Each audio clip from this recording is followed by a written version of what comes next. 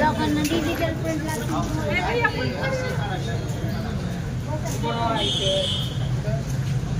पत्रकारांवर झालेल्या हल्ल्याचा जाहीर निषेध. पत्रकारांवर झालेल्या हल्ल्याचा जाहीर निषेध. लोकशाहीचा चौथा स्तंभ म्हणून सर्वांना सुपरिचित असलेल्या पत्रकारावरील हल्ले अलीकडील काळामध्ये मोठ्या प्रमाणात वाढल्याचं आपल्याला दिसून येत आहे.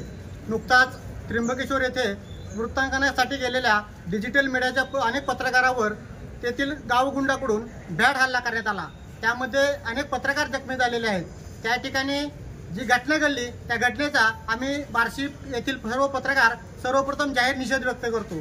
त्या गावगुंडावर प्रशासकीय पातळीवर कायदेशीर कारवाई सुरू आहे. मात्र त्या गावगुंडावर जे पत्रकार संरक्षण कायदा आहे त्या कायद्यानुसार कारवाई व्हावी, त्याला त्याची जरब बसावी व समाजातील लोकांकडून लोकशाहीचं काम करणाऱ्या पत्रकारावर हल्ले होऊ नयेत यासाठी प्रशासनाने व शासनाने यावर उचित कार्यवाही करणं गरजेचं आहे. आज आपण पाहतो महापूर असो, एखादी जळिताची घटना असो, एखादी दुर्घटना असो, अनेक ज्या ठिकाणी अशा दुर्घटना घडतात त्या ठिकाणी सर्वात अगोदर पोहोचण्याचं काम हे पत्रकार करत असतात आणि त्या पत्रकारावरती जर अशा पद्धतीने भ्याड हल्ले होत असतील तर या घटनेचा आम्ही मनापासून जाहीर निषेध व्यक्त करतो.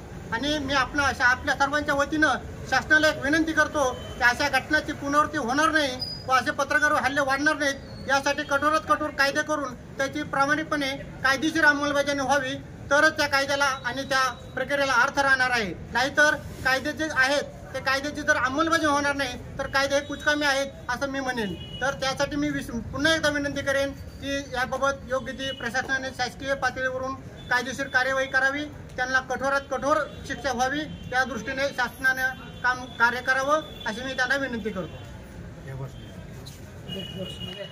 पत्रकार एकजुटीचा विजय असो. पत्रकार एकजुटीचा विजय असो. पत्रकारावर भ्याड हल्ल्याचा जाहीर निषेध.